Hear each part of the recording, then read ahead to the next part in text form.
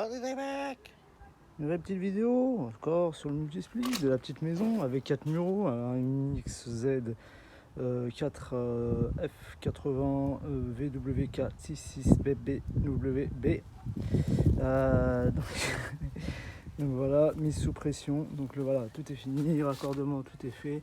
Les câblages et tout resserré au petit tournevis pour que ça soit super bien. Je vérifie qu'il n'y ait pas d'erreur en même temps. Ping bam boum, enter. Ok, parfait. Hop, mis sous pression. Taf. Mon collègue il a tout raccordé à l'intérieur. On est à 0. J'ouvre la bouteille. Hop, c'est parti mon kiki. On y va. T'envoies l'azote. 35 bars. On se met pas devant les manos surtout. Le voyant peut péter à la gueule à tout moment. Ou inflexible même. Donc tu t'éloignes un peu. Bon, moi j'ai fait l'habitude. Je prends un peu des risques. J'aime le risque, c'est comme ça.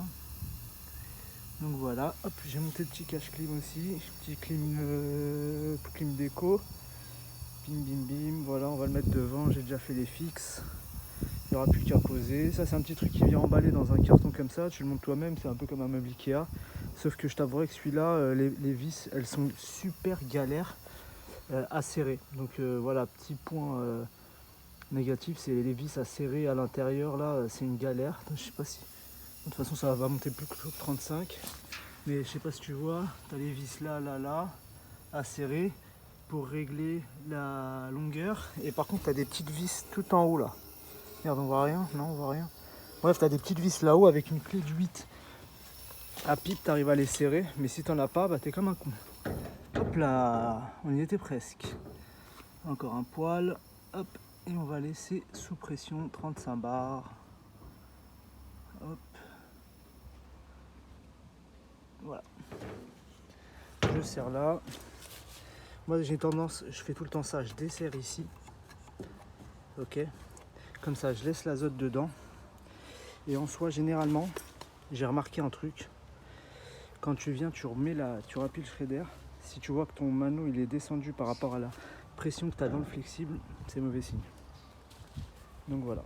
Donc c'est pas un gros réseau non plus. Donc s'il y a une fuite, on va vite le voir normalement. Ça je suis une micro-fuite. J'ai fait une micro-fuite l'autre jour sur un DRV avec combien d'unités? 19 unités. Et c'est même pas moi qui l'ai faite d'ailleurs. Voilà, c'est mon collègue, il a soudé, il a foiré. Voilà, Salam Vincent. Mais bon, bah, de toute façon, ça fait partie du boulot. Une fuite, c'est tant que t'as pas mis de gaz, on s'en fout. C'est juste le fait de la chercher, mais en soi, ça fait partie du taf. Donc voilà. Et du coup, là-bas, j'avais une toute petite fuite de rien du tout. Donc il y avait une toute petite fuite.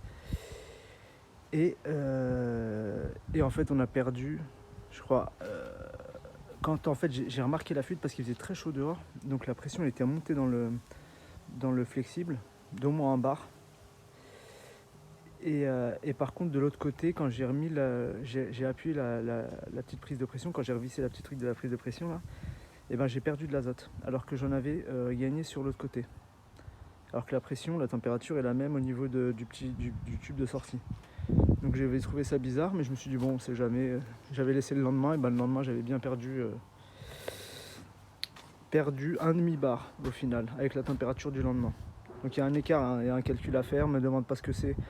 Je suis pas mathématicien ni physicien. Donc vas-y, t'as qu'à regarder dans des livres, j'en sais rien. Non vraiment je sais pas, mais voilà. Si à l'occasion, si on me pose la question, je ferai des recherches. Mais ouais, je sais qu'il y a des petits calculs à faire pour avoir la différence de température avec l'azote, etc. Il y en a, ils disent qu'il n'y a pas de différence, mais si, c'est sûr et certain qu'il y en a une. Hein. Sans aucun doute. J'ai aucun doute là-dessus. Donc voilà. Ouais, ils disent qu'elle est très petite. Et c'est vrai que c'est très petit, hein. Mais faut en tenir compte. Donc voilà. À bientôt les mecs.